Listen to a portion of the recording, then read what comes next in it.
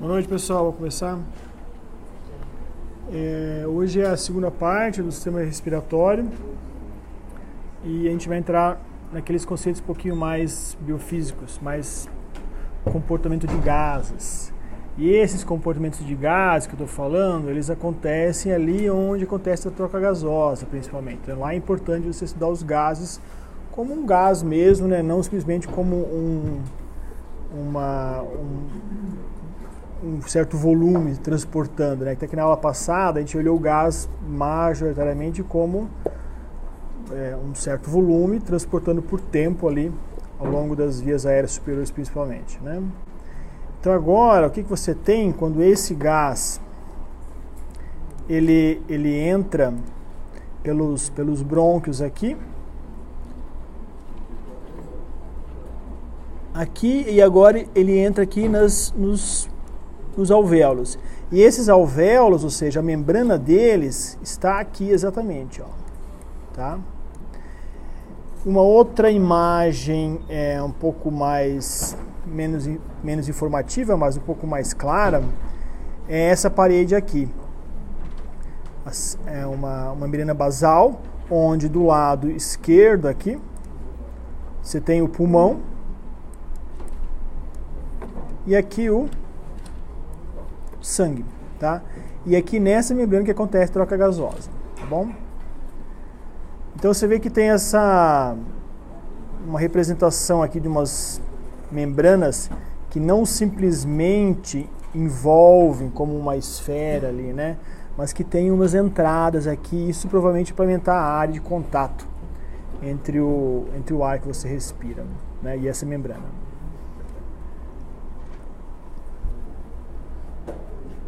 Uma coisa que acontece nesses alvéolos é um fluido que se forma nessa camada aqui. Para quê? Para deixar úmido, né? Para deixar uma superfície úmida, porque logo depois ali tem sangue, ou seja, tem uma membrana, né? Então tem células. Então você precisa deixar um lugar úmido aí para você preservar aquele tecido biológico, né? E essa camada fluida, ele é um fluido. Além disso, tem um surfactante que se fala. É um detergente que ele dá uma quebrada nas ligações entre a água, diminui a tensão. Agora, isso que eu quero colocar, tensão superficial. Por que isso começa a ficar importante? Porque você tem uma lei, chama lei de Laplace, e para exemplificar essa lei, você pode olhar para um experimento como esse, né, onde é que você tem os registros B, A e C fechados. Então você pode colocar um balão, uma bexiga aqui, com certo volume, com certo raio, e aqui uma outra bexiga maior, tá? Então aquele elástico está fazendo uma tensão ali superficial. Para quê? Na hora que você, por exemplo, se a pressão dentro for maior que a pressão atmosférica, você abre lá os registros, né? E isso vai colapsar, tá? Meio evidente, né? A pergunta é como que essas pressões se comportam quando você mantém o registro B fechado e abre A e C, né? Se você não olhar para as variáveis, né, não olhar para os tamanhos dos balões ali, o valor da pressão que você tem e o valor de tensão superficial que você tem na superfície do balão, você pode achar que haverá uma equiparação de volume ali, do tipo, o balão número 2 vai levar um pouco de volume para cá para equiparar aquele valor, né? Mas não por quê? Nessa pressão aqui, em 1, é maior do que a pressão em 2. E se a pressão é maior, o fluxo do ar vai da pressão maior para menor. Então você vai ter um fluxo de 1 para 2, tá bom? Uma forma de exemplificar isso é quando você enche uma bexiga com a boca, né? Você tem muito mais resistência em que momento? Quando ela está pequena ou quando ela está maior? Pequena, por quê? Porque você tem uma tensão maior aqui, tá? Para entender um pouquinho melhor esse conceito de tensão superficial, você pode ter, por exemplo, um experimento como esse, onde você tem uma cuba de um líquido. Então a tensão superficial ela ela pode ser aplicada em qualquer superfície ali, né? No caso aqui seria a superfície da bexiga. No caso aqui vai ser aonde? Pensa que você tem um anel aqui, mergulhado na superfície da água, e você tem uns barbantinhos ali, e você tem uma balança ali em cima que você consegue puxar. E com isso você consegue medir esse valor de força aqui, tá?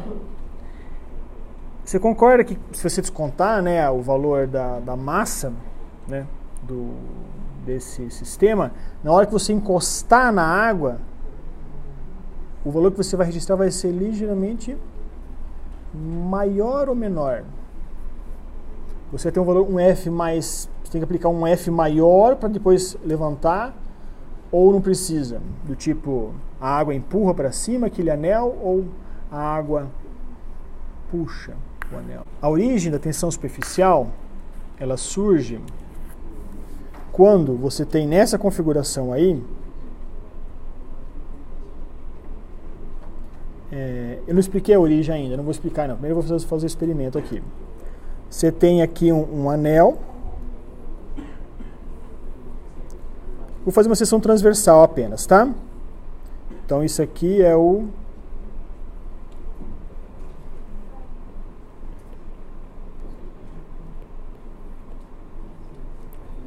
transversal. Então você tem um anel aqui. E aqui você aplica uma força. Não vai ficar legal aqui.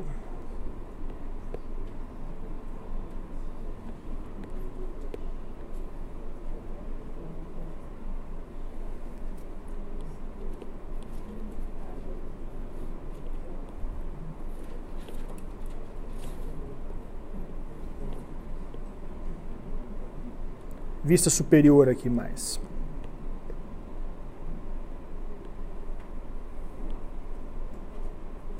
Você tem uma cuba.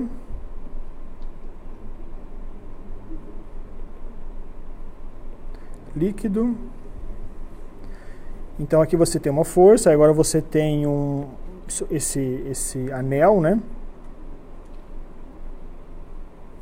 E aqui você tem um fio. Isso gera uma massa, né? Tem um peso aqui, né? Vamos colocar aqui um vetor aqui. mg.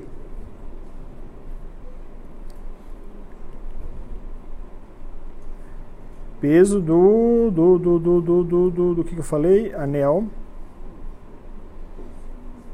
mais fio. Quando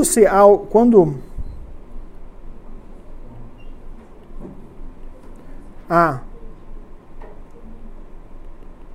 um contato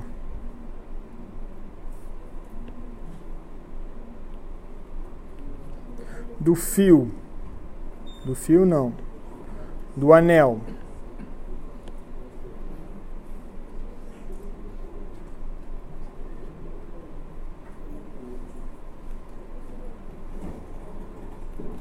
líquido, surge uma tensão. E essa tensão aqui eu vou representar como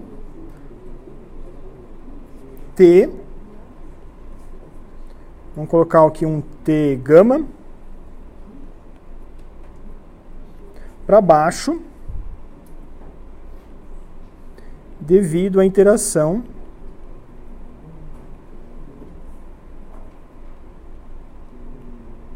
molecular do líquido com a superfície do anel.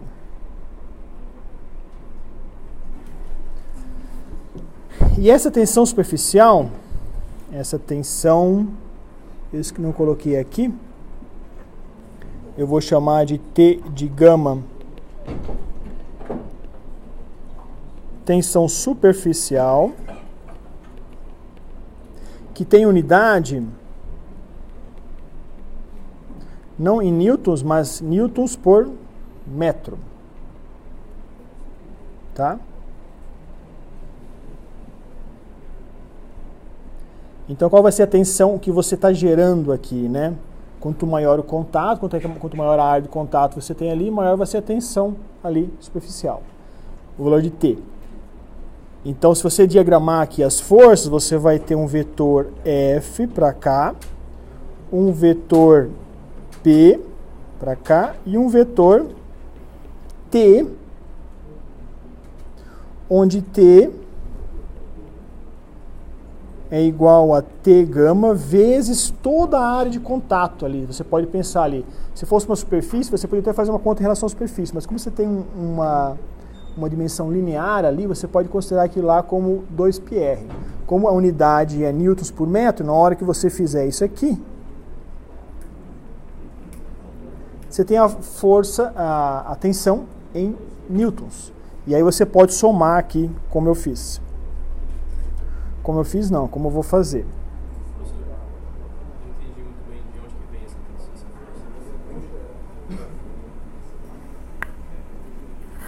Espera um pouquinho. Soma das forças, como isso é estático, não está em movimento. Então você pode falar que a soma das forças é igual a zero. Então F menos P menos T igual a zero. Se você quer saber o valor de tensão,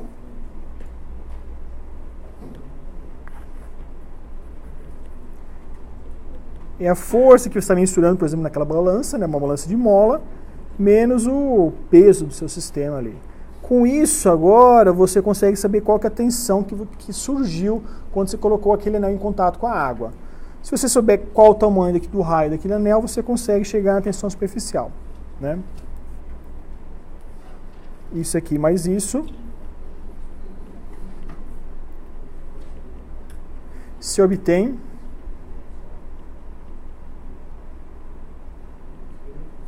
experimentalmente a tensão superficial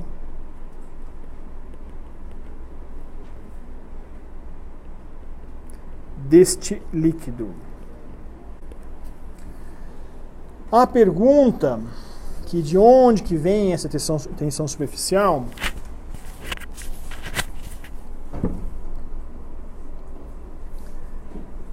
pode ser talvez melhor visualizada nessa figura aqui. Não está muito claro, mas aqui embaixo nós temos um mosquitinho aqui, ó,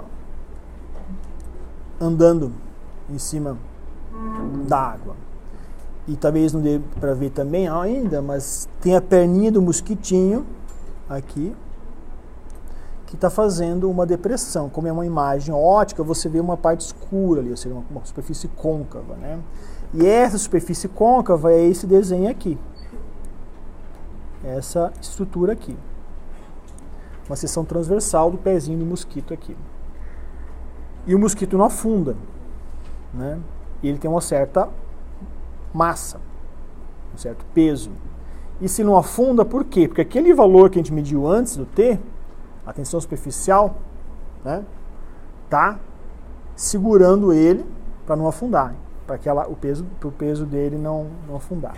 Se você tiver agora, e de onde que surge isso? Surge de uma ligação, força, seja de ligação, de coesão ali, entre essas moléculas que compõem o líquido.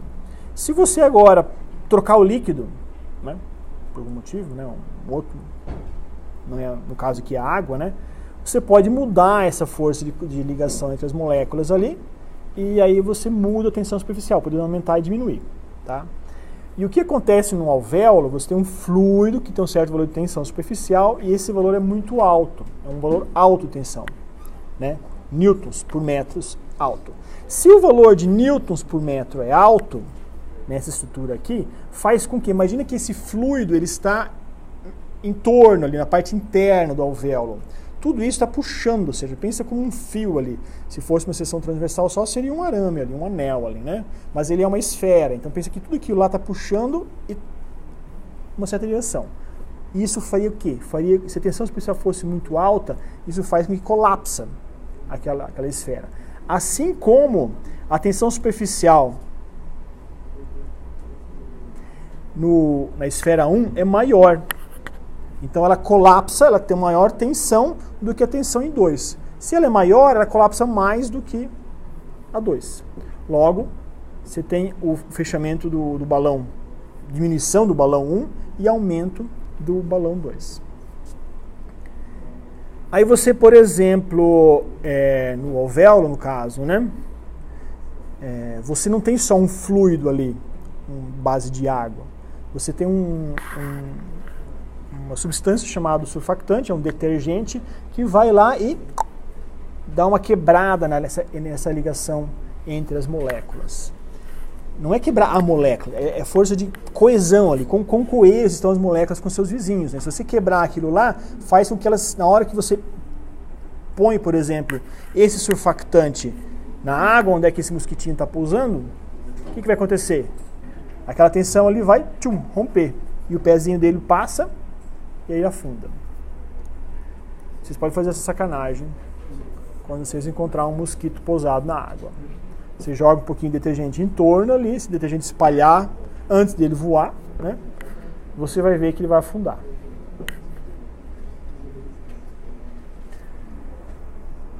E a vantagem do nosso organismo é que ele produz esse surfactante e mantém esses alvéolos não colapsados. Quando você tem um problema de produção desse surfactante, você precisa inalar isso para que aqueles alvéolos não colapsam. Então, o que eu expliquei aqui foi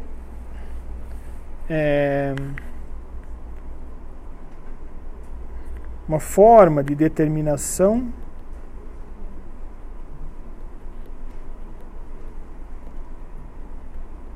experimental da tensão superficial de um líquido. Provavelmente a tensão deve mudar de acordo com as características do material em contato ali, né? Mas eu não tenho detalhes sobre isso não. Agora, tem uma lei chamada lei de Laplace,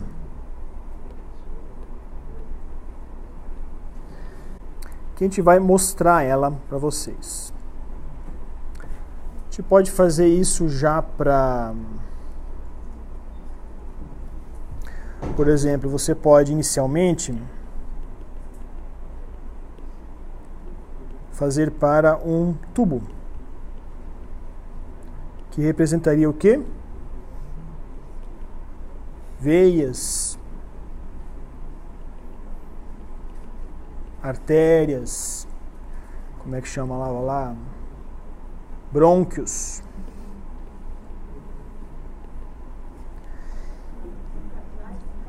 Capilares. Tudo que tem forma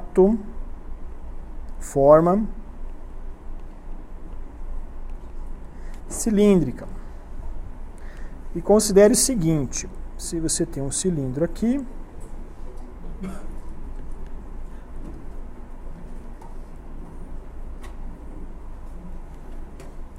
tem uma certa espessura, tal. Não vou usar esse tal, mas só para dizer que tem uma espessura. Um raio R.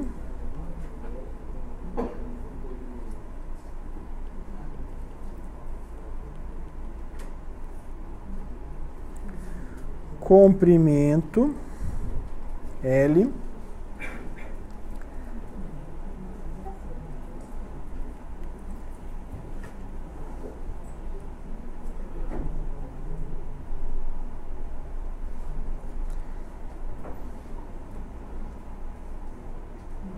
Então pensa agora que fazer uma seção transversal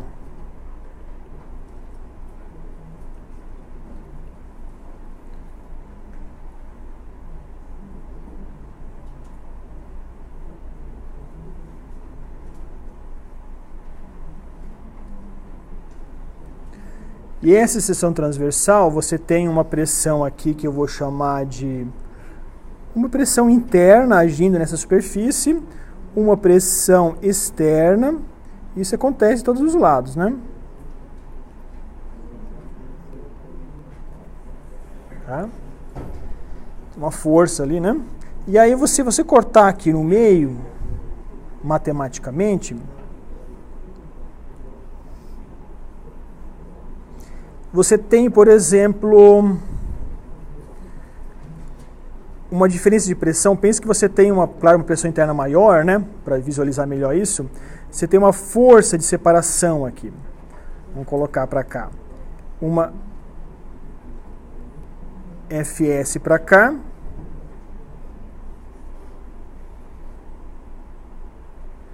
E uma Fs para cá. E esse Fs é uma força que tenta separar as duas metades.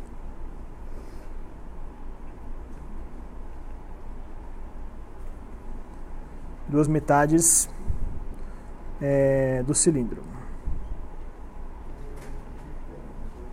Considerando que aqui tem um corte.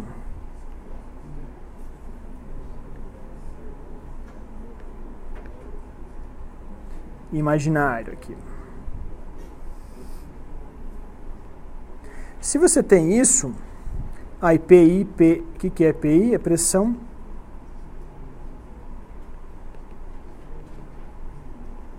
interna, nas paredes internas. E PE, pressão externa.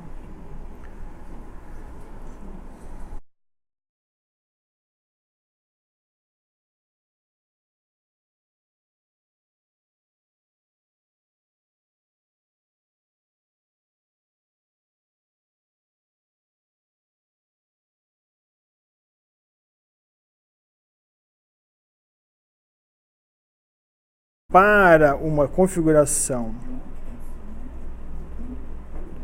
cilíndrica, a pressão transmembrana é igual a T por R. Quanto maior esse R, quanto maior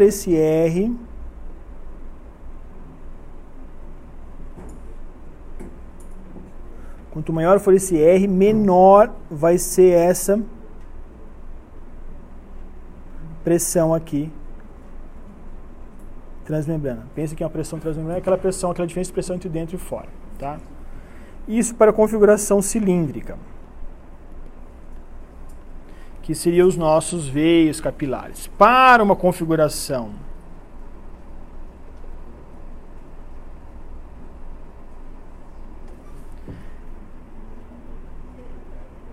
esférica, que seria o nosso alvéolo, por exemplo, né?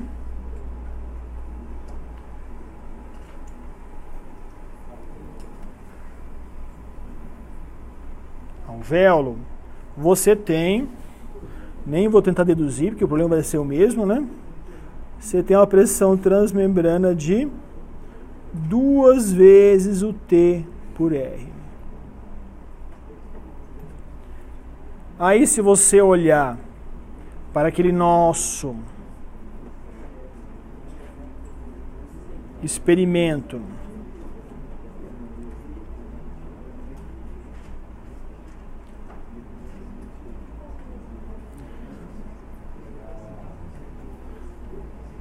onde você tem um R2, R1,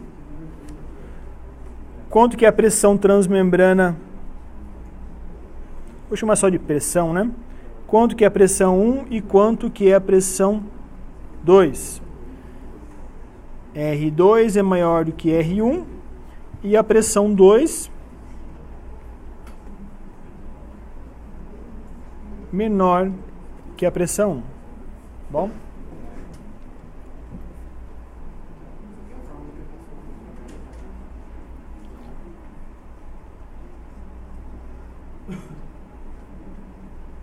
Lei de Laplace para configuração esférica. Outra hora eu vejo com mais calma onde é que está esse erro aqui que eu não consegui entender.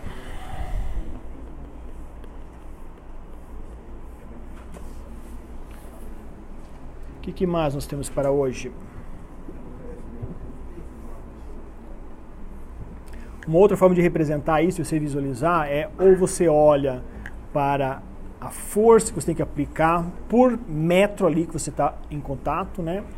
Ou pensa que qual que é o trabalho que você precisa executar, qual que é o trabalho que você precisa executar para você empurrar ali uma certa área, tá? Isso é a tensão superficial, as unidades são as mesmas, tá? Então, como eu já falei, quanto maior a tensão superficial, quanto maior é a tensão superficial da fina camada que recobre o alvéolo, mais difícil se torna a penetração de O2. Esse é um problema. A tensão superficial da água, por exemplo, se você observar, é 71 vezes 10 a menos 3 newtons por metro. Quando você tem esses surfactantes, essas moléculas aí, tensoativas, que vamos falar assim, que consegue diminuir aquela coesão da água na superfície interna do alvéolo, o que ele faz? Ele joga ali um valor muito menor. De 70 e pouco para 4 a 10, 15 vezes 10 menos 3 newtons por metro. Isso é uma, e a outra que eu já falei é o colapsamento. Quanto maior a tensão superficial, mais fácil você tem colapsar esses alvéolos. É um pouquinho pequeno essa figura, mas eu acho que depois a gente tem uma outra um pouquinho melhor. Isso aqui mostra quais são as pressões parciais em milímetro de mercúrio dos gases que você inala. Tem uma lei chamada de Dalton, lei dos pressões parciais. Deve ser Dalton, não sei. Não quer dizer nada o nome, mas lei de Dalton. Que a lei de Dalton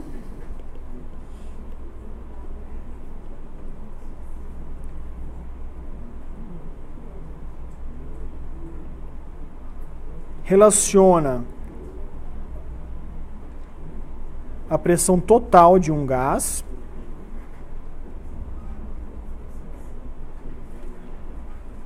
com as de um gás, não, de uma mistura de gás, né? Mistura de gás com as pressões parciais. De quem? De suas partes.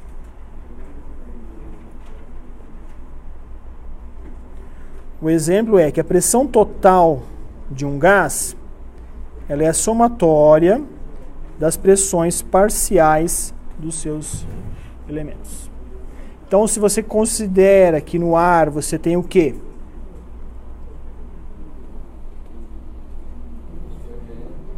Quantos por cento de nitrogênio? 78% de nitrogênio. Não vou saber não.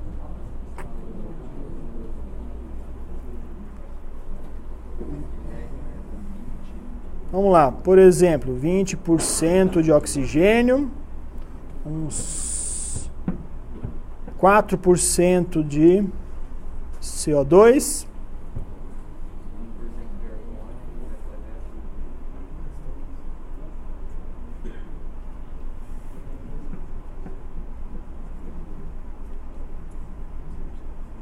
passou alguma coisa aqui, né?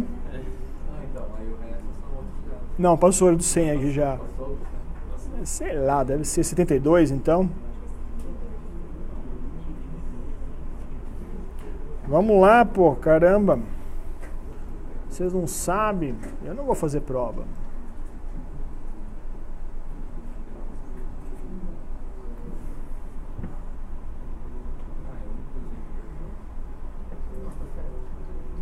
(21) 17 de oxigênio. Ah, não. Ah, tá, tudo bem, você inspira sem CO2, tá? Então vou colocar o expirado aqui. 78%. 78%, oxigênio 17%, CO2 4% e 1% de argônio. Fechou. Aí, isso é o quê? É ar o quê? Hã? Isso é ar, eu ia copiar o que é expirado.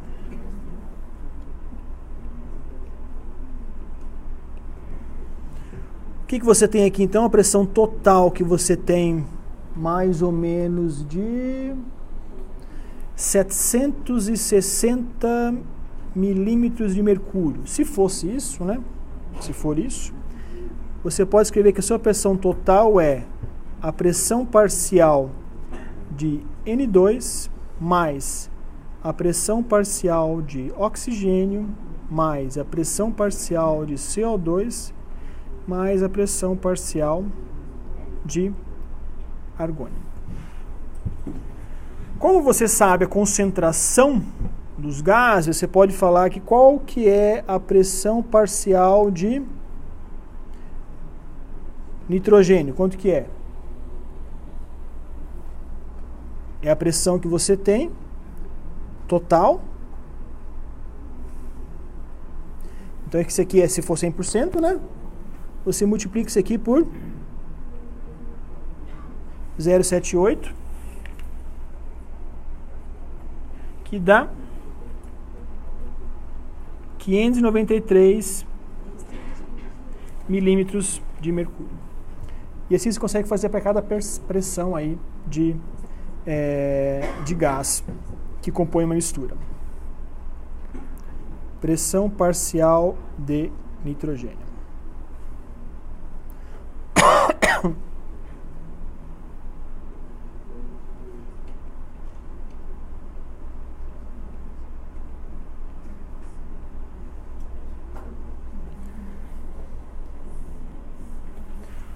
Por que eu falei isso?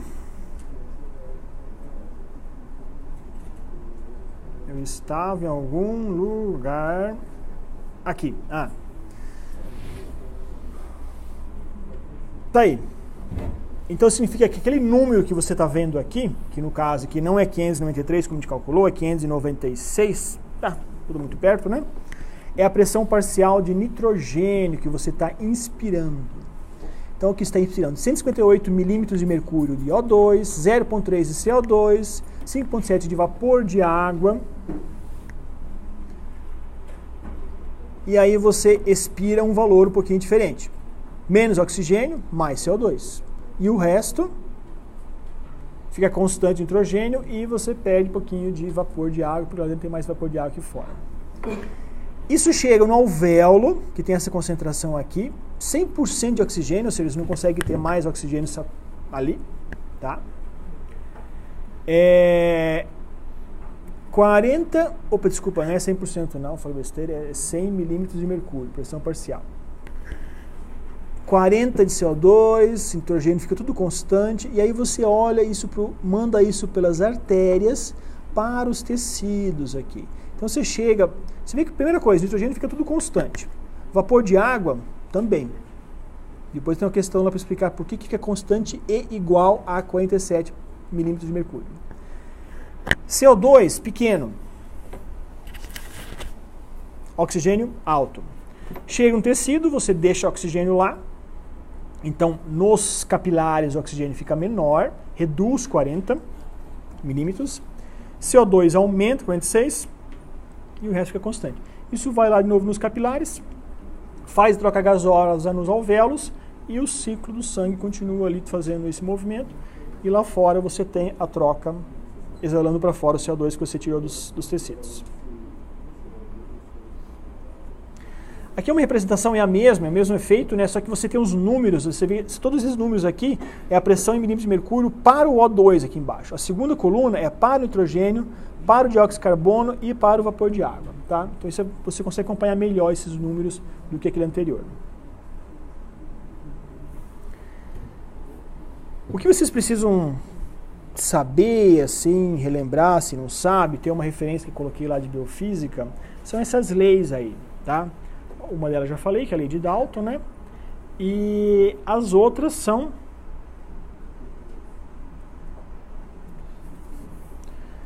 as seguintes. Lei de Boyle. Boyle o quê?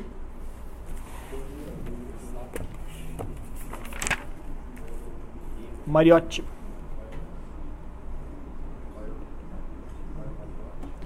Qual que é? Que a pressão e o volume de um gás, ele se mantém constante para uma temperatura constante, né?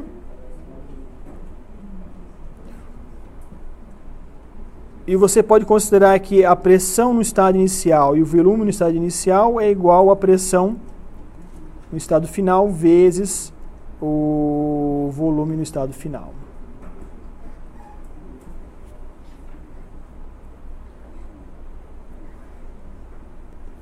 Lei de Gay, Lussac, Charles. Que o volume é diretamente proporcional a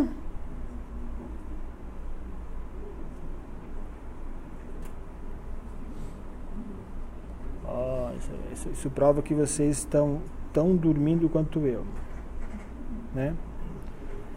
Proporcional à temperatura. E aí você pode escrever ela assim, igual a uma constante, ou quando você tem um estado inicial e final, você pode falar que o volume inicial sobre a temperatura inicial igual ao volume final sobre a temperatura final. 3. Lei geral dos gases.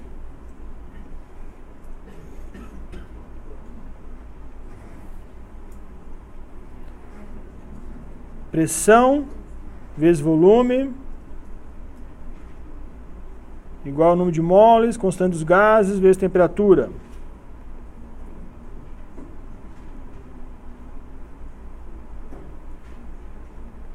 R é uma constante, que é bom colocar esse número aqui, porque todo mundo vai perguntar na prova. Vamos ver se não...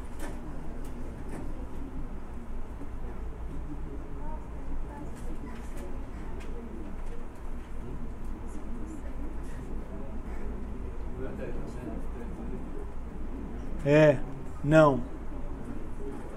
A unidade aqui é doida, né? É quilomol. Ó, vou colocar igual o livro aqui, ó. Quilomol na menos 1.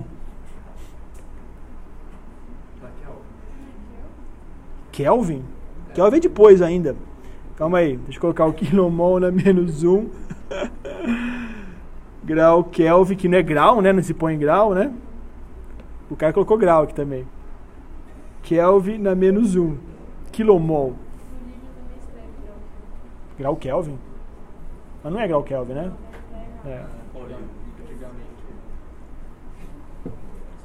Não sei, antigamente não, hein? Ou R igual a 8,3 joules por mol na menos 1, Kelvin na menos 1. 4. O que mais nós temos aqui? Já enunciei, mas é a lei de Dalton. Pressão total igual à soma das pressões parciais. Lei de Henry.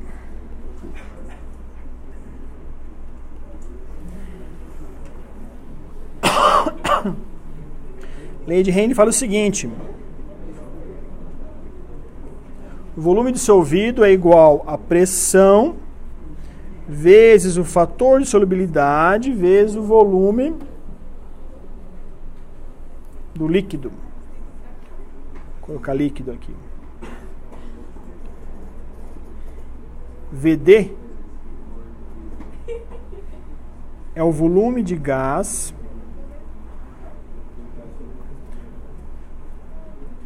dissolvido, é o volume de gás em mililitros, quando você aplica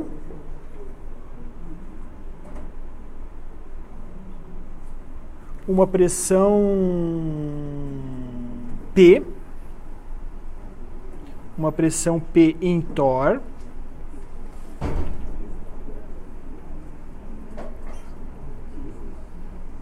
num líquido com volume V em litros. Isso aqui é um bom exercício para vocês prestar atenção nessas unidades, tá? Porque você vê que não tem nada em mililitro aqui, um lado é mililitro, a pressão tem que ser em torr e o volume que você tem aqui do líquido é em litros. Onde F é um fator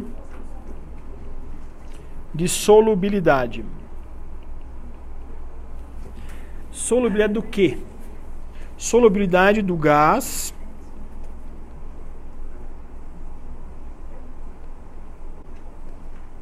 no líquido.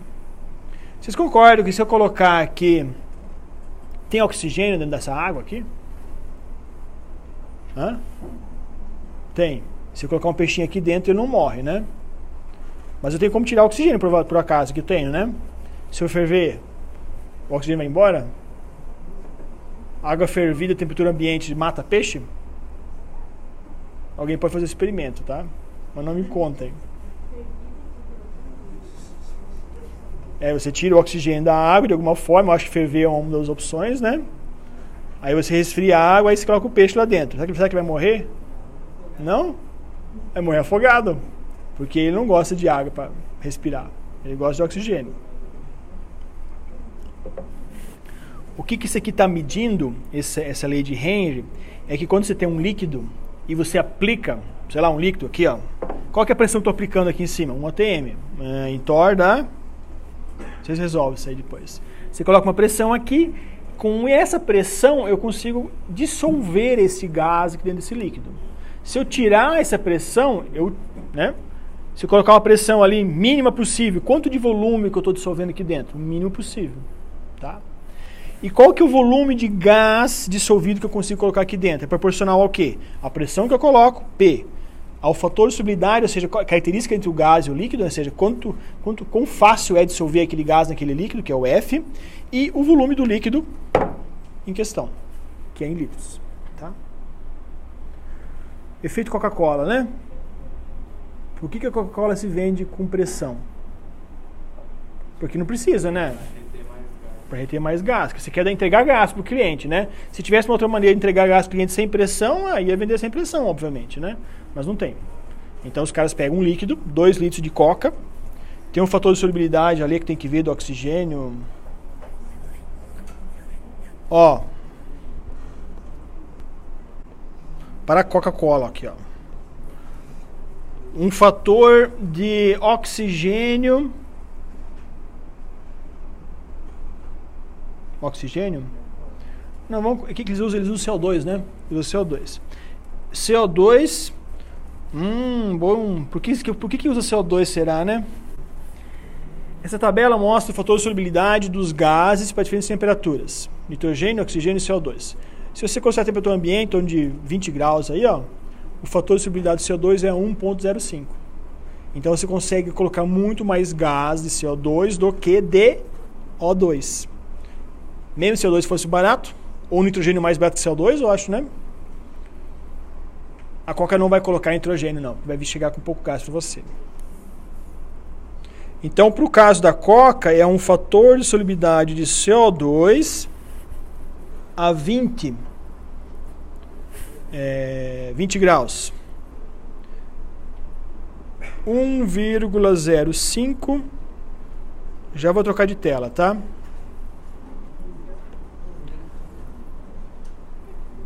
Mililitros por litros e por torr. para 20 graus Celsius. Então isso você tem aqui um F.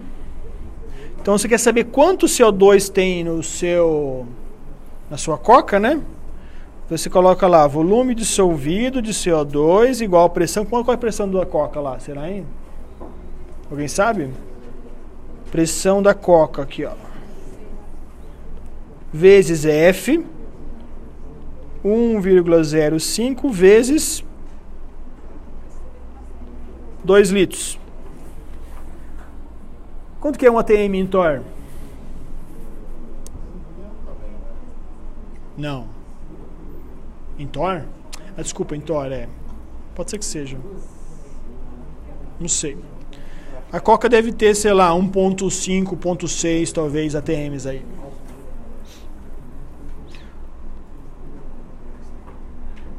Volume de CO2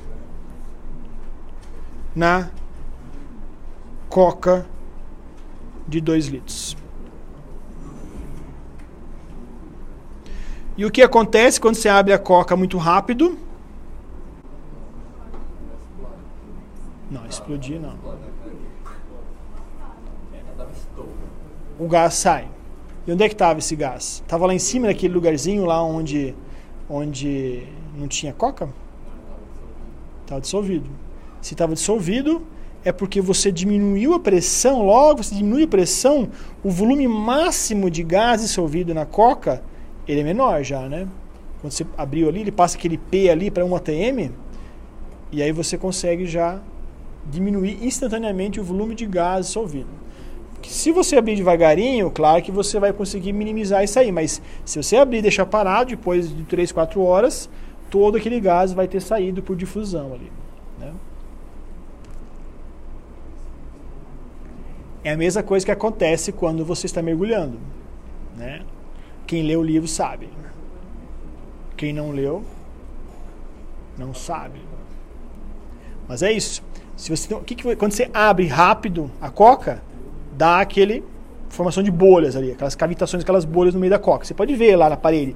Você abre, ela se forma na parede, ele forma no meio, vai para cima, vai indo, né? É a mesma coisa, você está lá embaixo, 10 metros, 100 metros abaixo lá de um lugar respirando com oxigênio de cilindro, né? Oxigênio de cilindro, e aí você ser puxado rapidamente lá para cima. O que o seu sangue está sentindo naquele momento que você passa lá para cima? A mesma coisa que a coca está sentindo quando você abre ela. E aí acontece bolinhas. E o que é essa bolinha? Significa aquele gás que está dissolvido, está lá dentro. Tem um gás, tem uma molécula de água, tem gás, tem um açúcar, tem coisa de caramelo, tem alguns substratos ali na coca, né? Quando você abre, faz com que aquele gás se movimenta e ele dá uma maior velocidade, eles se colapsam, ou seja, gera uma grande quantidade de gás no mesmo lugar, e isso faz uma bolha, e essa bolha atrai cada vez mais gás e forma uma bolha, e ela vai... Isso acontece a mesma coisa quando você está subindo rapidamente. Qual que é a estratégia? Subir lentamente.